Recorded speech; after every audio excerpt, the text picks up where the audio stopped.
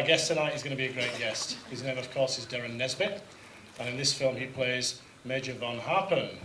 And when we contacted Derren to ask him to be a part of this, he laughed and he said, "You're only asking me because everybody else is dead." Well, it's not entirely true.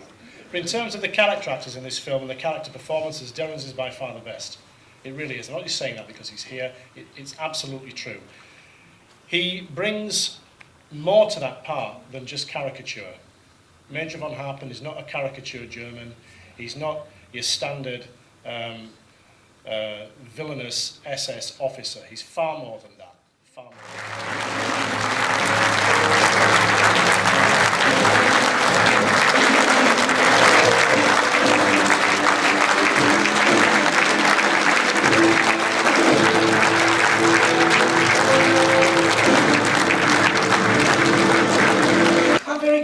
Wasn't that lovely? Goodness me. Hi. Hello. Hello. And welcome to Bradford. Thank you. You were saying a few minutes ago that you've not seen the film in a long time. I've only seen it twice. Seen it twice? Yes, once at the first night and once because my son wanted to see it. Right. I don't watch it more often because I don't seem to improve.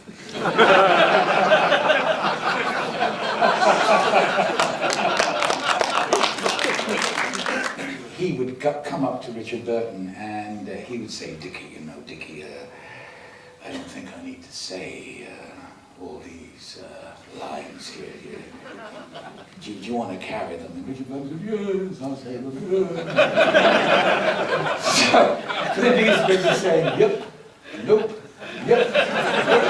And you couldn't miss watching it,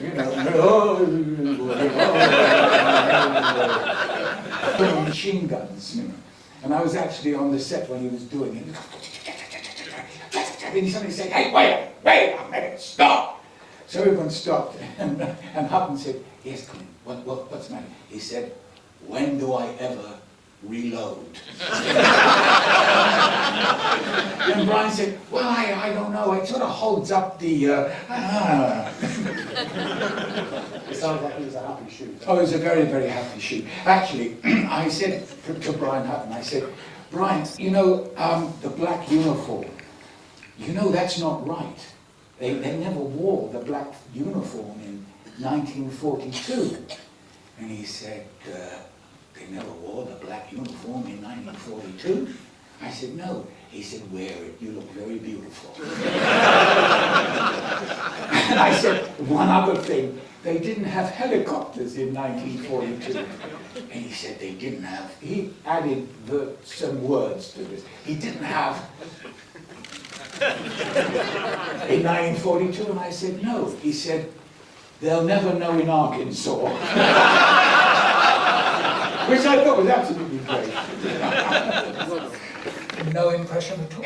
It was a job, and you just wanted to get it right. You wanted to get the uniform right.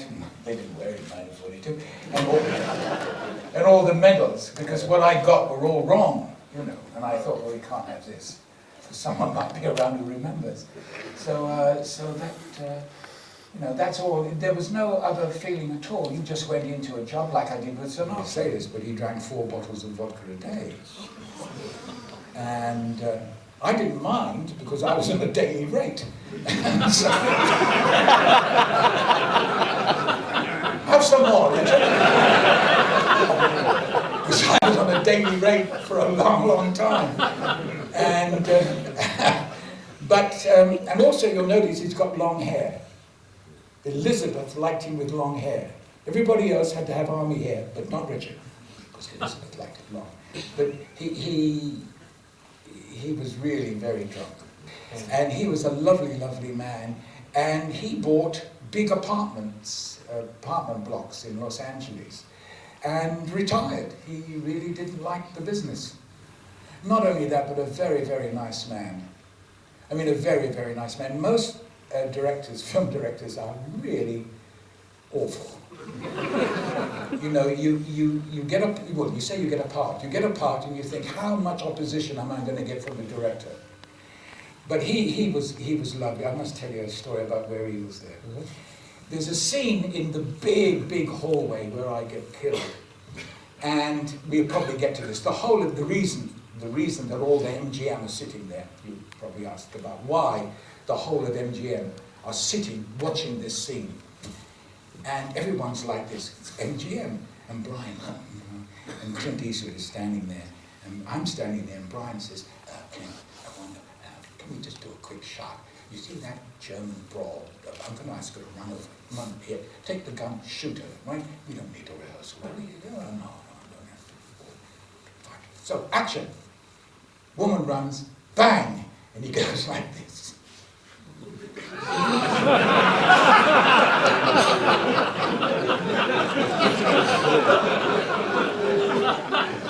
And there's this terrible silence. And Brian Hutton, being the nice man he is, he says, Clint, oh, that's great, but I don't think we need... And Clint Eastwood said, oh, shit, I thought I was doing a Western.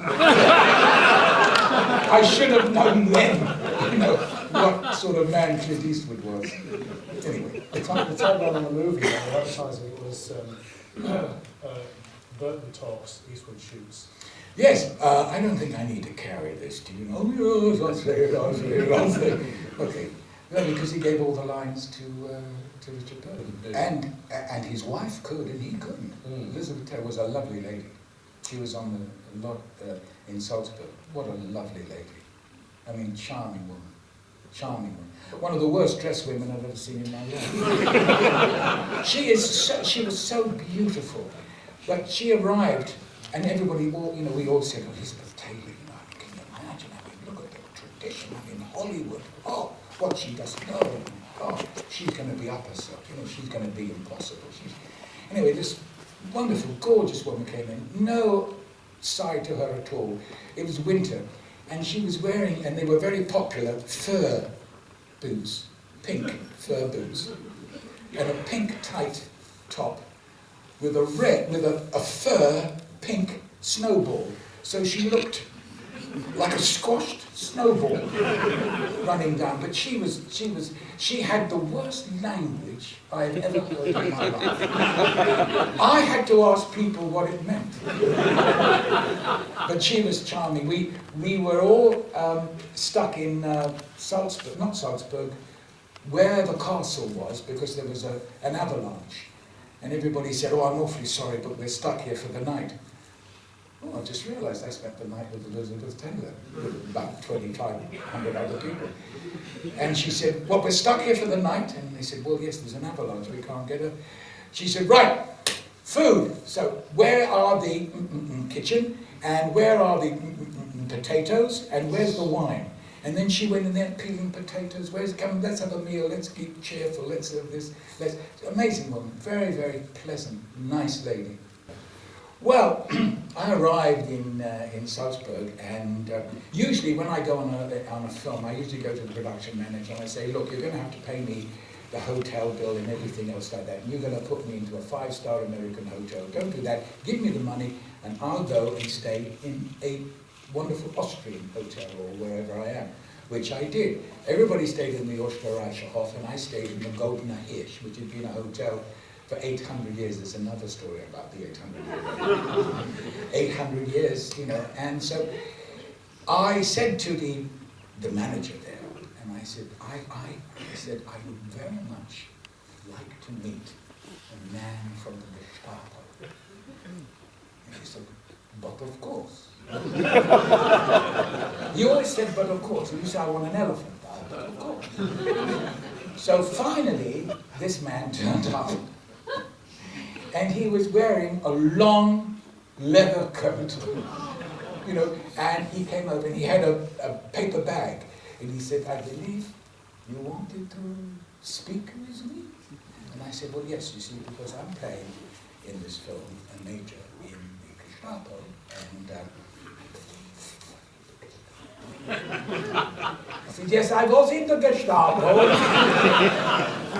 And I said, I'm particularly keen to get all the medals right. Well, when you see the movie, I've got a medal, a thing that's huge across there, which is in gold. Now, there were 3 classes of this medal. One was brass, which meant that you went into hand-to-hand combat twice. The silver one was you were in hand-to-hand combat 6 times. The gold one was you were a homicidal maniac. You threw away the gun, drew 2 bayonets, and went for it. So I had all this, and he said, "Would you like to see my medals?" And I said, "Well, yes, I will. Yes, thank you." So in this paper bag, which had Brut written over it, he went like this on the table, and there were all these medals with the swastika knocked out, because if you knock the swastika out, you can keep the medal. And he had one. He had one. And I said, this, wow. I said, where did you get that? He said, Stalingrad. I said, very nasty there. He said, very bad. Can I see you in your uniform? So I said, well, yes, of course. So I went up to the suite and I got changed into the uniform. And I came out and he looked at the uniform and there were tears in his eyes. And he was saying, 1933. He said, would you like to see a photograph of me in my uniform? I said, well, I would like that very much. So into his pocket, he took out this big album. And on one side, there was he, in his uniform, like this. And on the other side was a naked woman by an apple blossom tree. And he said, this is me, that's my wife. This is me. So what, yeah, it was a nice lady. The apple blossoms were good. And he was amazingly Gestapo. So he told me about the medals and said what we've got there is absolutely correct. Oh, yes, and got stuck by that for 4 years, because I did one film after another with blonde hair. Then I did a film with black hair. Then I did another film in Rome. And the producer said, where's the blonde hair? And I said, I never had blonde. He said, I want blonde hair. So I sat in the makeup for about 6 hours while they tried to get it back to blonde, and I came out green. And green wasn't very popular. And I decided to wear a hat, because every time I went into a restaurant, they put me by the lavatories. I couldn't do anything because my hair would fall out. So 2 weeks later, I went back to blonde. The Golden Hedge, as I said, had been a hotel for 800 years, and the walls were 8 foot thick and all the rest of it. 800 years. And it was run by a baron and a baroness. And the baroness, you saw, was this woman, this, that, and the other. Now, I decided that I was not going to go to the castle to change, because everything that I have that is manly is frozen by this. So no way I'm going to take my trousers off in the freezing cold. So I thought, well, when I get up at 4 o'clock in the morning, there's no reason why I can't get dressed, walk down the hotel, get in the car, and go off. Warm, comfortable, and all the rest of it. So that's what I decided to do. I didn't know that the Baron was a piss artist. And he was always drunk. Now, he had no idea that there was a film being made, because no one else was there except me. So at 4 o'clock in the morning, I'm walking down this corridor as an SS agent. And I see him weaving up towards me. And he had a fit. He collapsed on the floor. And I had to undo his shirt and all this and knock on the doors and everything. He was Himmler's driver. He nearly killed the old bastard. If I'd have known.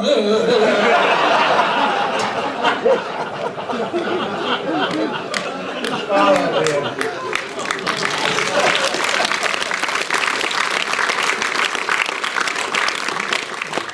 Well, actually, no. We were in local location most of the time.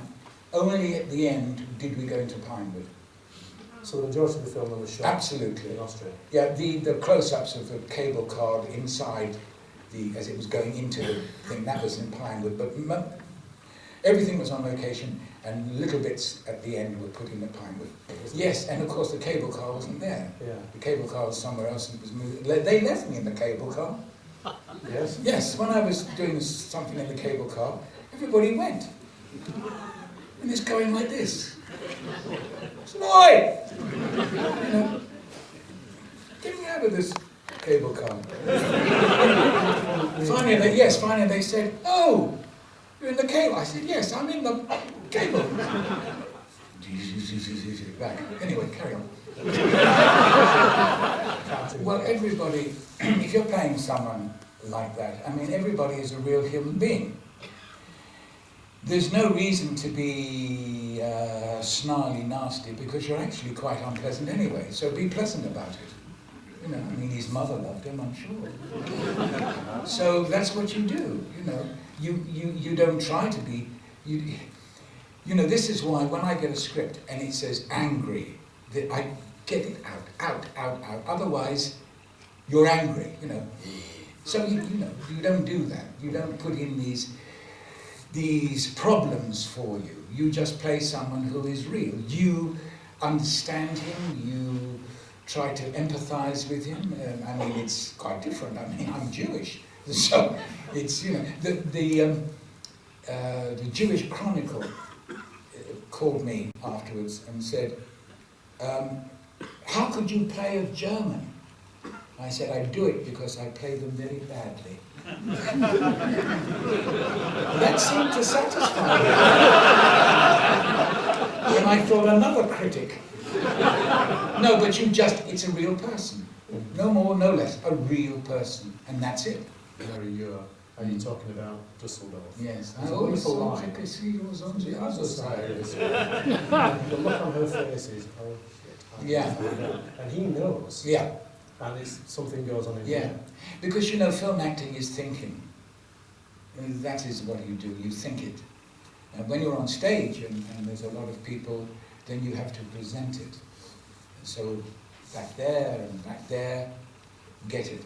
But you don't need to do that on a screen, and that's why it's so fascinating, because all you have to do is think it. And you hope it comes across, you know? How much of that was down to you and the way you conceived the character, and how much of it was you being directed by No, totally mine. Really? Yeah. I mean, that's why he was such a good director, because he lets you do it. Usually you have opposition. You know, when I did Special Branch, it was a terrible opposition with the producer. But, you know, a director will suggest things. Hey, and so you work it together, but basically it's yours, you know, and because it has to be. Because you can't suddenly have a conception of it and have someone come in and say, well, no, I never thought of it that way. Well, it's too late then. You know, it's too late, because the whole thing is part of you by then, because you can't be someone else. So he is me in those circumstances. Now, hopefully I wouldn't do quite the same things, but I could understand why he did them. Yes, you may not be aware of this, but I'm shot in the head and he shoots twice, but you only see one shot. And I'm shot in the head and I'm supposed to be shot in the chest. So the special effects man comes up. Well, you know, when they're missing fingers, you worry about special effects. And so, right, they put a wooden thing on with a metal plate, and they put these, like condoms, on you full of blood and an explosive charge. And you stand there, and Clint Eastwood comes up and he goes, bang, bang. And this thing goes, beep, beep.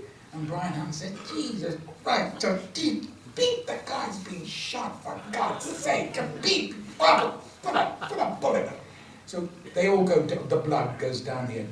Second jacket, boom, full, tip, down, action, bang, bang, beep, blood comes up. This happens 5 times. The last jacket is there, puts the jacket on. By this time, I mean, blood is everywhere. So I'm standing there and Clint Eastwood goes bang, bang, and he goes blows a hole from ear to ear. I mean, it's a 45 and he's bazookaed me. And because I was very careful, I moved my head before it all happened, but it still got me in the eyes, and there was blood, pieces of material scratched, and all the rest of it. And I, of course, was taken to hospital with a huge bandage around this bullet hole to Denham Hospital, to the emergency. So here comes an SS officer with a bullet hole right in his forehead, with a hot training blood everywhere. And you know, in emergencies, you hear people with broken arms. Oh, and in comes me, and this is a... And they said he's had an accident with a bullet hole. I'm sitting there, and they're all going in with your eyes. And of course, you know, I mean, being blind is not that great a way to finish the evening. And so they're all talking, and they say, it's not punctured, because I then found out if it's punctured, then you're blind. So I said to the nurse, trying to be terribly British in my SS uniform, could you give me something for the pain? And she said, well, we've got some aspirin. I said, I was thinking more on the lines of morphine. And I was sitting in the London clinic after about 4 weeks when my eyes were better. And they brought in a huge thing of fruit from Fortnum and Mason's from Clint Eastwood. And in the middle of it was a bottle of Optrex. So when you see him go bang, bang, and there's only one bullet, the next moment, this goes up and I'm in hospital. So watch for it.